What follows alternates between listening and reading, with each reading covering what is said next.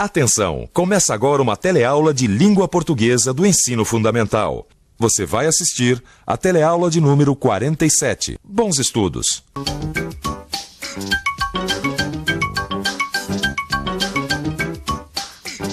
Só que, apesar de ficar orgulhoso, não gosto muito de substituir a Dona Bárbara. Não. Só que, apesar de ficar orgulhoso, não gosto muito de substituir a Dona Bárbara quando ela falta no trabalho. Sabe como é que é? Ô, Davi, você tá bom? Tudo bem? Chegando pra gravação? Pois é, rapaz, e que atraso. E aí, decorou o texto? Claro, tudo na ponta da língua. E que atraso, tudo na ponta da língua. Não tá faltando alguma coisa nessas frases? Claro que não, são frases sem verbo. Eu tô falando assim para ir entrando no clima da nossa teleaula de hoje. Você vai ver que assim como existem frases com verbo, existem também frases sem verbo. E vai ver ainda dois novos jeitos de classificar as frases: pelo sentido da frase e pelo uso do verbo. E para ajudar a gente a entender tudo isso, vamos acompanhar a primeira parte da história do Josué, um escriturário que se atrapalha todo quando tem que substituir a secretária do chefe. Nossa teleaula de hoje está começando agora. Vamos? Vamos embora.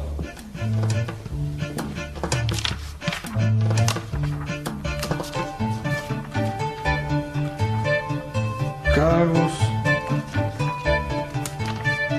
aluguel. Mas não é isso que eu quero. Que coisa estranha. Não tem loja de carro usado nessa lista? Você já consultou o índice? Deve estar em automóvel ou outra seção. Puxa, é mesmo. Me esqueci completamente do índice. Que isso, Alencar? Não precisa ficar sem graça. Muita gente se atrapalha consultando lista telefônica. Aliás, sabe o que você me deu uma ideia? E se a gente escrevesse uma história de uma pessoa que se atrapalha toda consultando a lista? Boa ideia. A história de um escriturário eficiente e orgulhoso, mas que se atrapalha todo na hora que tem que substituir a secretária do chefe. Bacana, bacana. Eu sou o Josué, o escriturário que dá conta do recado. Só que, apesar assim de ficar orgulhoso, eu não gosto muito de substituir a Dona Bárbara quando ela falta no trabalho. Sabe como é que é, né? É serviço diferente. Essa mesa aqui, eu não sei onde é que estão as coisas. E para piorar, eu detesto fazer coisa errada, principalmente quando é o chefe que pede. Bom dia, Josué. Eu tenho uns servicinhos para você. Fala pro Marcos que ele pode digitar o texto que já está revisado. Depois liga para a oficina e fala pro Valdir que eu preciso do carro para hoje, depois das 10 horas. O nome da oficina é Oficina Nacional. O número do telefone você procura na lista telefônica.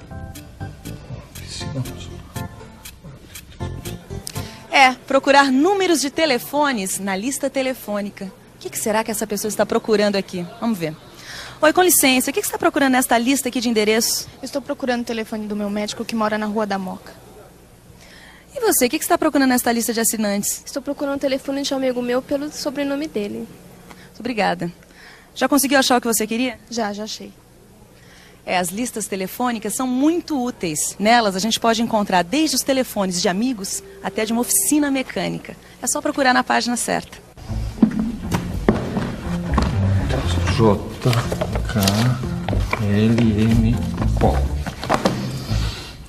Odilon, Braga, Oeste, Oiapoque. Será que estou ficando louco? Oficina tinha que vir depois de Oeste. Meu Deus do céu, o seu Alfredo vai me matar. Será que eu estou procurando na lista certa? Será que o Josué está procurando na lista certa? Será que ele vai conseguir encontrar o telefone da Oficina Nacional na lista de endereços? Ou ele deveria consultar outra lista? E se a gente fosse até um posto telefônico tentar descobrir isso? Aqui estão as 3 listas telefônicas. A de endereços, a classificada e a de assinantes. Essa aqui a gente consulta quando a gente tem o nome da empresa ou da pessoa que a gente está procurando o telefone. Se for uma pessoa, a gente procura pelo último sobrenome. Oi, o que você está procurando aqui? Estou procurando o telefone de uma amiga minha, Cláudia Matos.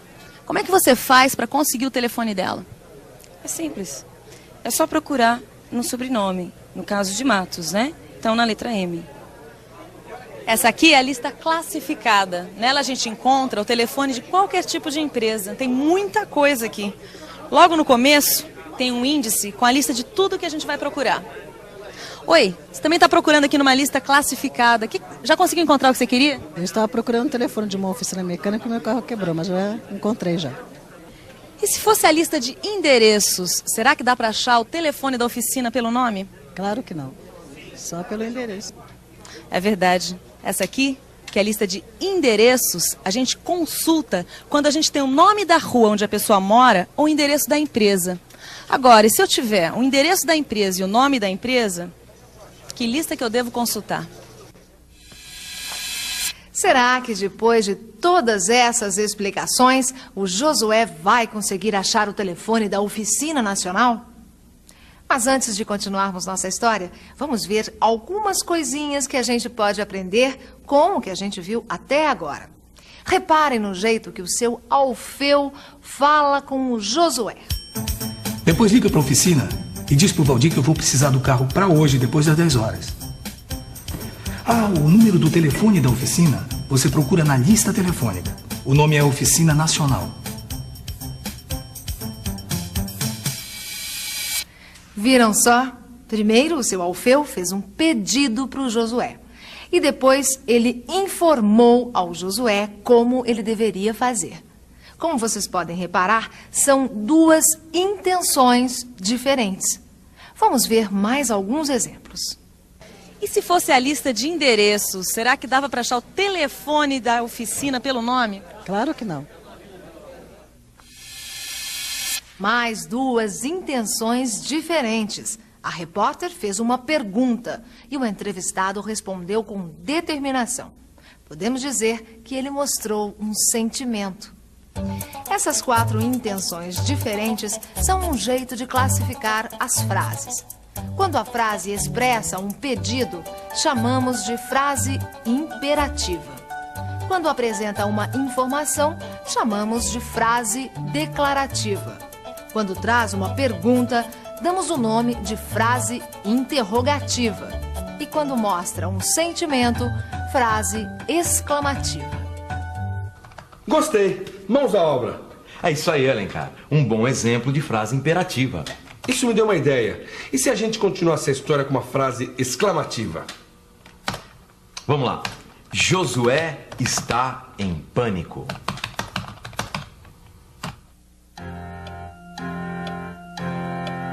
Josué está em pânico. Os minutos vão passando. O suor começa a molhar as mãos. A cabeça estoura de dor. Uma confusão.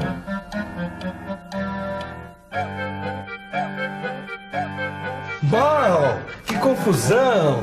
E por falar em confusão, você reparou essa última frase que a gente escreveu aqui? Uma confusão.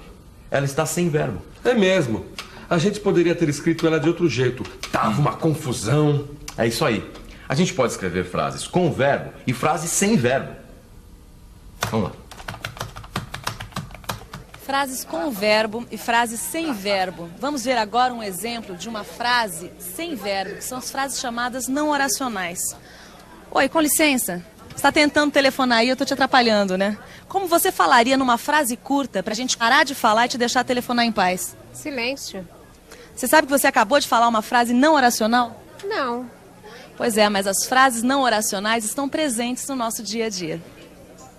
Gostei dessa história de frase sem verbo. E se a gente pegasse as frases oracionais, quer dizer, as frases com verbo de nossa história, e reescrevesse essas frases sem verbo, isto é, com frases não oracionais? Boa ideia. Das frases oracionais, vamos fazer frases não oracionais. Josué está em pânico. Os minutos vão passando. O suor começa a molhar as mãos. A cabeça estoura de dor. Uma confusão. Josué em pânico. O tempo passa. As mãos suadas. A cabeça doída. Não, já que é pra mudar, vou mudar tudo. Uma confusão. Tudo por causa de um logradouro. O quê? Logradouro? Isso existe? Se você duvida, só tem um jeito da gente saber se existe ou não. Dicionário. É.